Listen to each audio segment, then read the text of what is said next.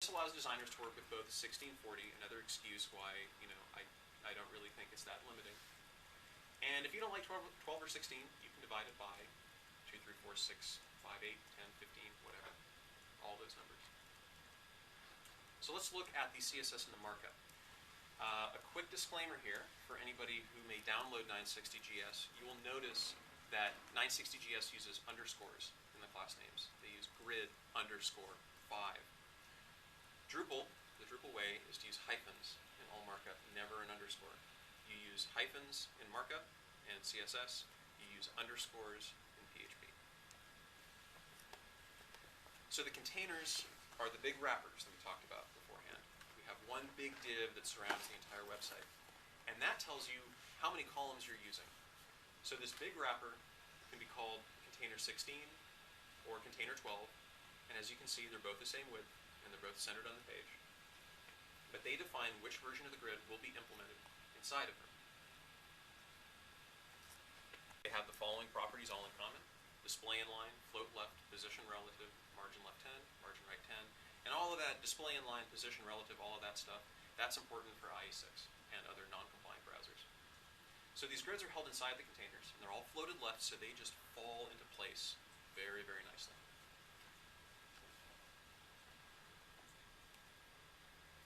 Now it's important to note that when we actually look at these things increase, they're not simply increasing by 60 or 40 pixels each time, 60 being the 12-column version, 40 being the 16-column version. You have to include the 20-pixel gutter each time. So if you want something to fit in a grid 1, it's going to be 60 pixels wide. If you want a grid 2, it's not 120, it's 140 because of the gutter in between. So you will want to pay attention to these numbers initially if you're dealing with things like images. So let's put it all together. Here's a very, very simple grid-based layout.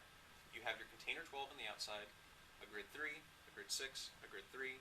It all falls into place very nicely because they all add up to 12, and they have a gutter in between. There is also the notion of prefixes and suffixes on a grid. So occasionally you will not want your region, let's say a left-hand sidebar, to actually occupy every available column on a page. Let's say you want big white space between regions, left sidebar, right sidebar, whatever. You can add prefix and suffix classes, and all they do is occupy whatever number you give it with empty space. So a prefix 1 added to a grid 2 creates something that's 3 columns wide.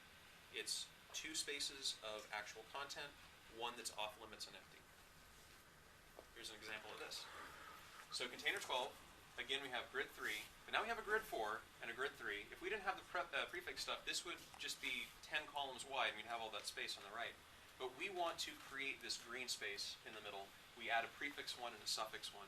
Prefix being on the left, suffix being on the right. If you add up all those numbers, you get 12. Here's an example of putting in multiple rows. You don't have to do anything to create multiple rows except have each row add up to 12 or 16. There's no wrapping row div. There's no markup where you have to say, all right, this is my row 1 and this is my row 2, and I got to clear this and clear that. You don't have to do that. Everything falls into place. Grid 12, there's no more space. Everything flows to the bottom left. So here's the markup of what we just saw. There's a container grid. There's our grid 12, occupies a full width. Now I'm putting these little comments here to show you where the rows are, but note there are no row divs. We start immediately with grid 3, a grid 4 with the prefix 1, suffix 1, grid 3. Row 1 adds up to 12, row 2 adds up to 12. Very minimal use of divs. So how do we create something like this, right? We can stack content vertically within nested grids. So we have a container 12, we have a grid 3 on the left, grid 6 in the middle, grid 3 on the right, and we have 2 grid 6s in the middle. Looks good, right? There's a problem. Because each grid includes 10 pixels to the left and 10 pixels to the right, we've blown that out. We now have 20 pixels too much. The thing flows to the bottom left. There's a way to fix this. Alpha and omega. When you're nesting grids, when you have a grid class inside of a grid, you're going to wind up with doubled margins. So you simply assign alpha to remove the left margin and omega to remove the right margin. So here we have a fairly complicated layout where we have container 12, so we know we're dealing with 12. Everything must add up to 12. A grid 3, our big grid 6 that has a bunch of stuff in it, a grid 3. So let's look at the grid 6 in the middle. Our grid 3 has alpha. Note there's no margin on the left. Our grid 3 to the right of it has omega, no margin to the right. And then we have a grid 6 that occupies the full space by taking on both alpha and omega. Its left and right margins have been removed. Content first layout. Content first layout, who has heard of this? All right. Content first layout is a design convention in which the content of a site is placed as close to the top of the markup as possible. So for example, if you have a header and then you have this left-hand column and it's got all these links and it just goes on and on forever, and then you finally get to your content, there are two things to consider. I'll just explain them. There are two things to consider. One is Google, almighty Google, search engine optimization. You want to have your content as close to the top of the page as possible so that Google has to spend less time finding out what's important. Google has to make some very basic assumptions about your site. And one of them probably is, we don't know because it's a black box, one of them probably is the stuff at the top of the page is maybe more important than the stuff at the bottom. Think about journalism. People write inverted pyramid, you have the most important stuff at the top, and then the details follow. So you can read the first 2 or 3 paragraphs of something, get the gist of it. If you want to read more, you can read more. Otherwise, you've got the facts. The rest are just details. The other thing is sighted individuals, people with usability issues.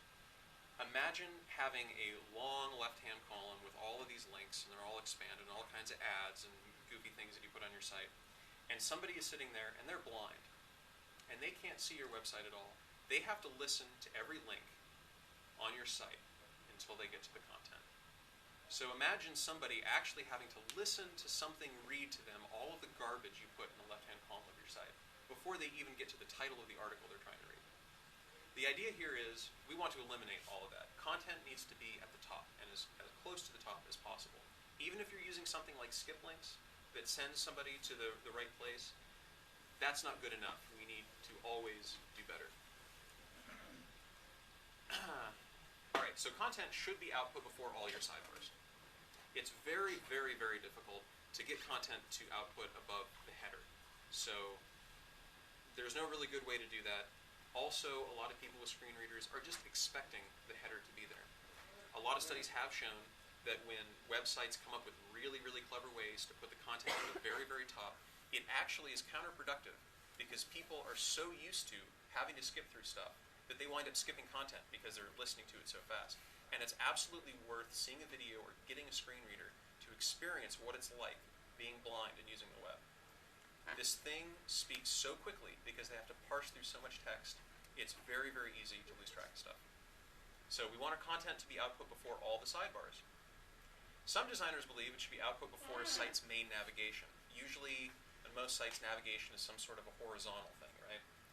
Some designers believe that we should have the content above that and that the navigation should be somewhere down here in the markup. So if you view the source on a site and you're reading it, it's below the actual content.